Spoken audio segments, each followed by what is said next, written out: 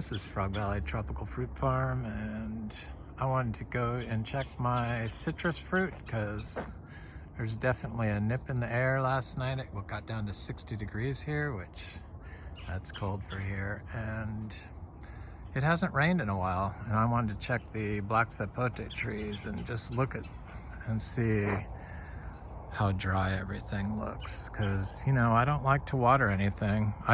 We don't water our citrus. We never have. We don't water any plants we plant in the ground. I don't, and I mean, they grow just fine. You can see. But I also want to talk a little bit about citrus leaf tea, because I guess there's all kinds of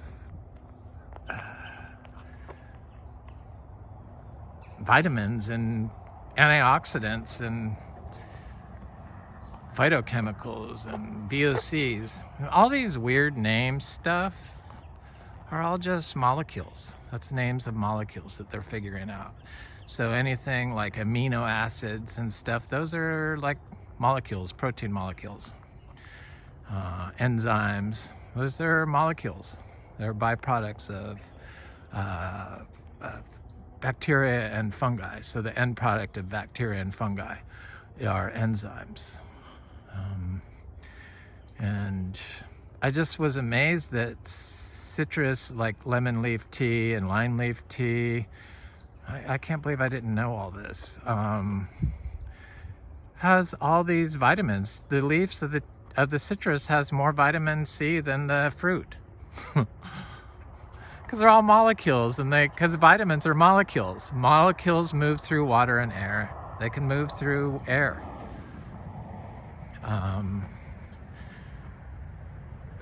Nitrogen and carbon, those are both phosphorus. Those are all molecules. All these weird named stuff that you couldn't understand, or I couldn't understand, are just names of molecules. And all the polyphenols and the flavonoids and the thousands of different minute molecules are like so undiscovered. And synthetic nitrogen, unlike organic nitrogen, does not contain any carbon. There's no C molecule in the synthetic nitrogen. And you need the C molecule to the carbon molecule in your nitrogen in order for your system to cycle carbon correctly. And the organic nitrogen, the manures and stuff, that has carbon in it, which is the amines, which are the amino acids, the proteins, the building blocks of life. So, it's like, just can't believe, thanks to the medicinal cannabis people, to really dig deep into what's going on and what things are, to inspire me to look and see what is the difference between the different nitrogens.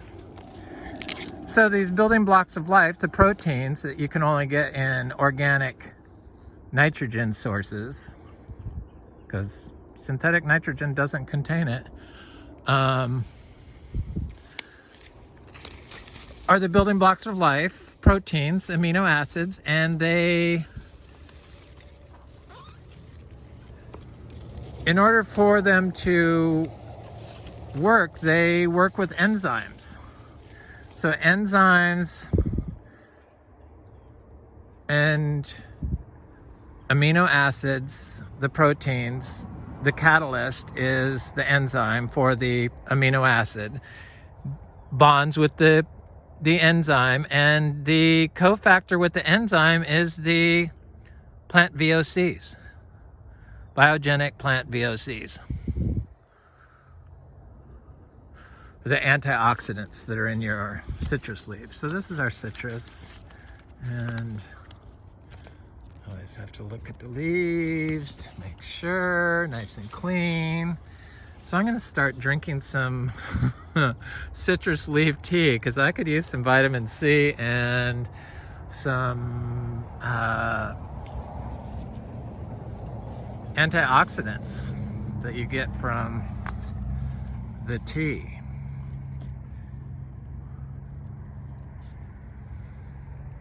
The tropical fruit people are so like behind on growing. I'm glad that at least like-minded people are on this station with me because they want to know too. And I mean, I wanted to know how to grow. I feed our cows moringa every day, organic moringa. So they've been getting it since I've had them every day. These are not ready. They're getting big though. This tree doesn't look like it's stressing too much, so I'm not even gonna bother turning the water on. I don't think it needs it. I haven't watered this tree since last June 1st. We're just going into our dry period. And the citrus, they've never been watered, these seed-grown citrus. This one didn't produce any fruit. This is gonna be 3 years old in like January 2022. Same with these trees, but these two trees produce fruit. Now, I plucked most of the fruit off, but it's starting to turn yellow. These are lemons I'm taking it. Now these are our own Frog Valley Farm citrus that we grew from seed from a tree from our beach house, an old tree.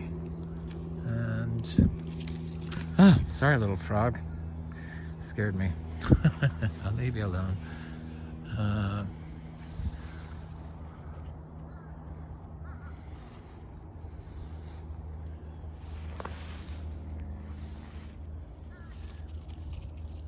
The citrus don't always look totally perfect. They mostly do, but sometimes the leaves will turn yellow and like that, but it seems like it grows out of it. I think those are the bottom leaves of the thing, and they just start to fall off. But I'll make my way over to the black sapote. So yeah, when you're using the copper and the fungicides, the copper is a molecule that you're introducing in excessive amounts. All your synthetic fertilizers for sure. And if you're nutrient balancing, you're instantly putting your system out of balance. Because the nutrients are the molecules that move through a healthy system. And I'm sure the medicinal cannabis people, they don't even talk about cow manure because they have to do tests on microbes. And if there's a certain microbe in there, then whether it's good or bad, then they can't use it. So they just eliminate it. So, but they're growing annuals, and it's totally different than growing tropical fruit trees. Well, maybe it's not, but they grow it different. So I think they got that wrong. I think that if they had some zebus and some other animals and they fed them the cannabis and then the earthworm castings that got attracted to that cannabis in small amounts, and then fed that to their plants, that it would probably be a perfect solution.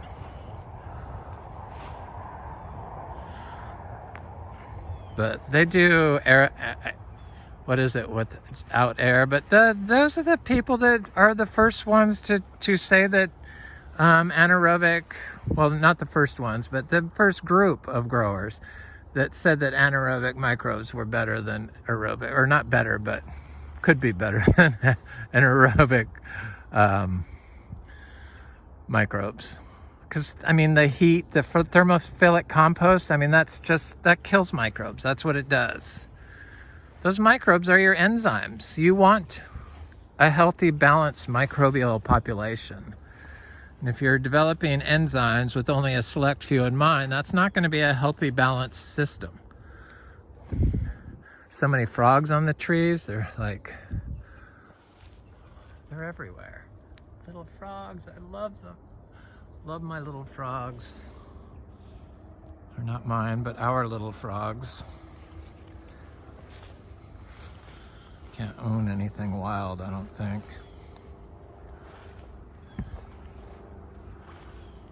Okay, it's probably getting cold for this tree, so I'm not gonna get any fruit off this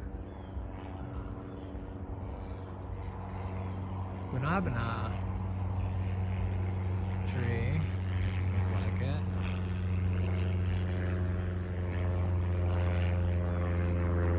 But guanabana leaves are like, people make tea out of them.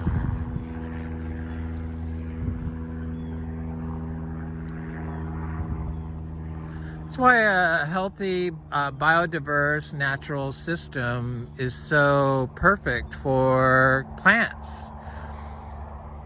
Because the molecules move through systems like this because of all the diversity. That's what it comes back to. And the gases released by the living and the dead, and the reduced and the unreduced, and the soil is like what you want when you introduce your... I couldn't imagine a tea made from a systemic fungicide grown mango tree, even one that was introduced to it. Anything that, I wonder if these trees were all introduced to that. Makes me sick. That's why we're starting all our trees from seed.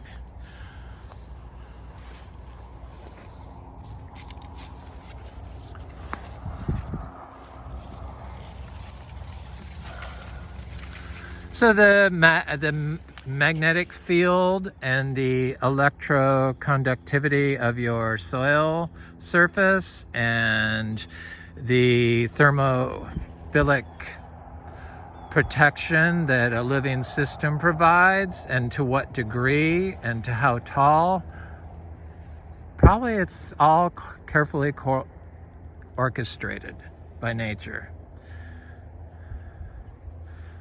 We just were so stupid with our growing methods I don't know. I'm so embarrassed by it. It's really sad. It's so low functioning. And they'll sit and argue with you, and I don't know. I just don't get it. Oh. Okay, don't rant, Eric. Let's get over to the black sapotes.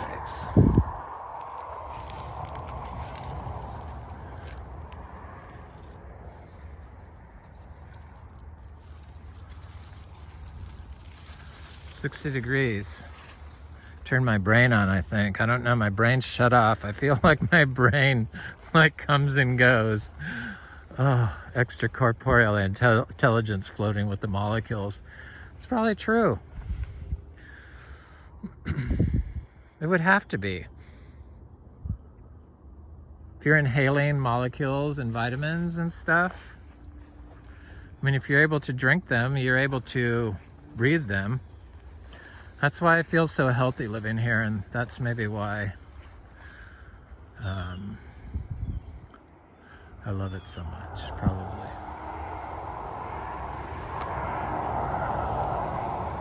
Because I smelt that air in Santa Monica. Ooh, no, thank you. Sorry, Santa Monica, I love you, but I'm too old to live there, I guess. So these are the black sapote trees. There's a seed grow one I didn't show, and there's one up by the house I didn't show, but they're pretty big. This one doesn't have a whole lot of fruit on it. It's like the biggest one.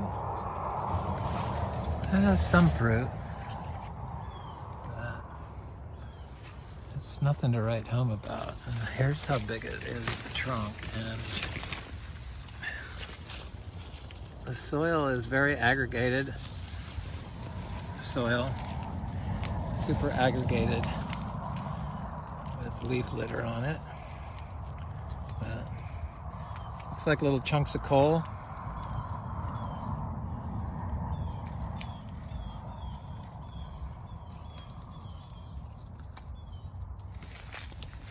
Pretty good considering it was white sand.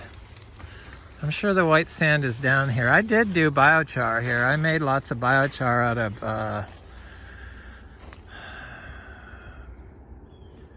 out of pepper trees.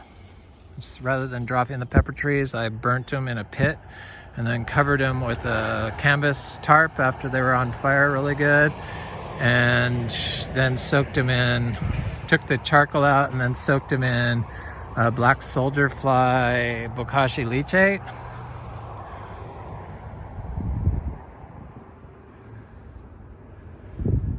Worked good. Little compost dust thrown in there. Little dust from underneath the tree thrown in there. And I put it on all the trees, all these grafted trees. That was before I really knew that you needed to like throw it around the system. Didn't seem to hurt anything. This one has the white soil under it, but this one is completely covered in fruit. That's interesting. It's like, did it take all the nutrients and store them from the soil? I don't know what happened here, but it has a lot of fruit on it. I mean, there's lots of fruit everywhere, and they're not ready. They have to lift up off the fruit. They're not lifted off yet. And the animals don't bother these things for obvious reasons. They're persimmons, and then the fruit sits in the ground sometimes and it doesn't even seem to hurt it. Okay, here it is. That's how big it is. It's huge. Burnicky. Just turns a little black on the bottom where it's in the dirt. But, I mean, I don't suggest it, but when it's so laden with fruit and the lower branches, that's what it does. Let's see what the soil looks like underneath this grass.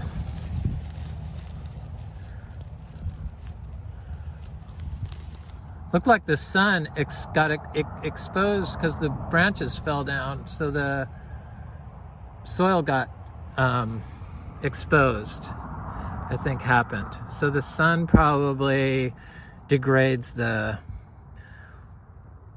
molecules move away from that. Probably some go in the air. So, but the soil is good underneath this grass. Excellent. Soil aggregation. That's why I know what we're doing is right. Biodynamic farming does work. I think you only need tiny little amounts after you get going. Probably you don't need it, but they make you still do it once a year.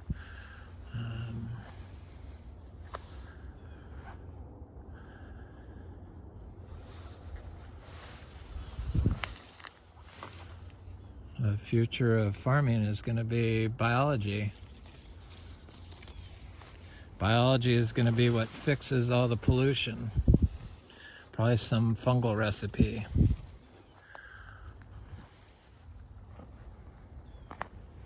Because we can't go on, killing Florida and destroying it when it's wrong.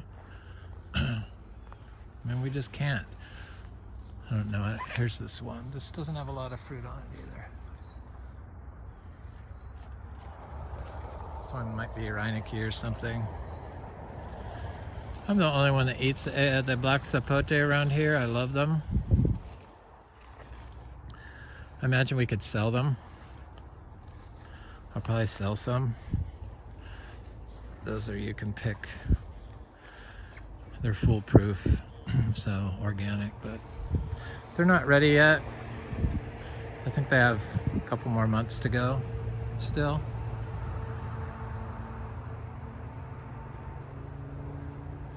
So all these Garcinias, I was looking at the phytochemicals from the Garcinias, and it's like there's all kinds of like anti-cancer molecules, and you know that's what the phytochemicals are. They're molecules. They're just, they name them, and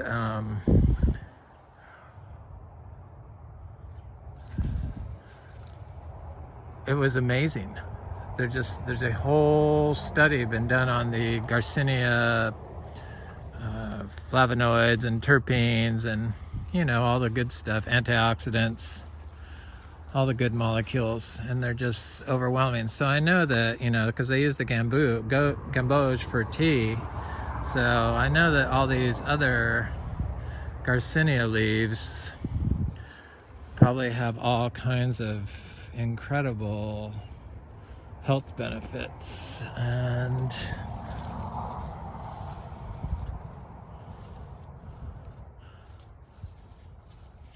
I realized this wasn't a fruit from this tree. I had planted a seed in here of a different Garcinia. I think it's Garcinia dulcis. So that's what that is. This is a little Adamoya tree.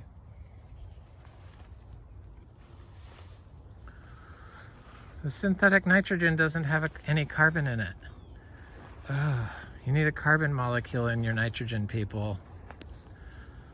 That's what they've been feeding us, crap. No amines in your nitrogen getting into your plant.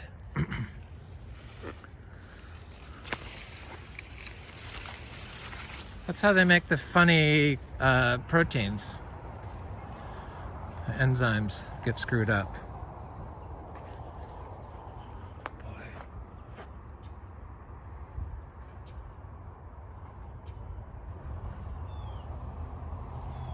The bugs know this, right?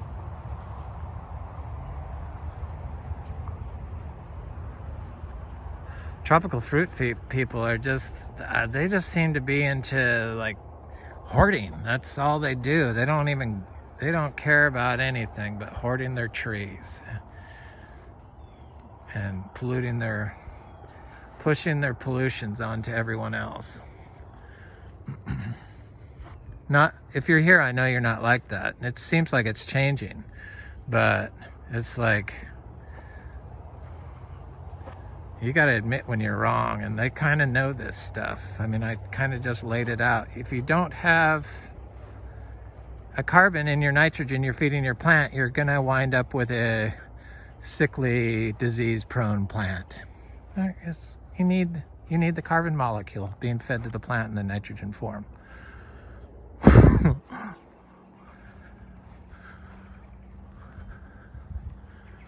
It's like bug central here.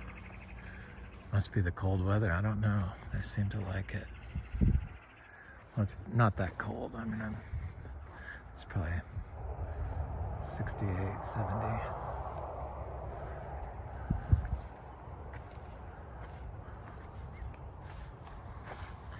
So I wonder what tea made from the African peach leaf would be like. So when cows are fed the fruit of the African peach and eat the plant, the leaves, their urine and manure excrete tramadol.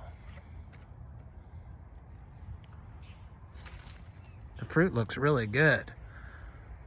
I mean, really good. It's red and it's good size and it has an excellent description, sweet strawberry-like flavor.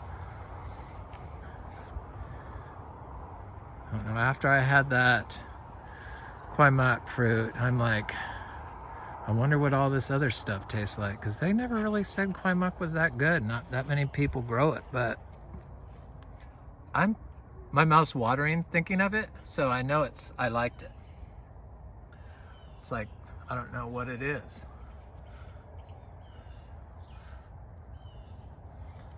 So I guess probably the Theobroma cacao leaves would be good medicinally too, also. I think this is the future of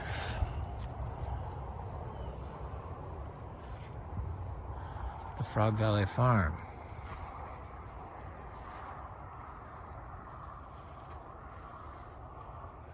Intermedia had some very good, Garcinia intermedia had some very good antioxidants and phytochemicals in it.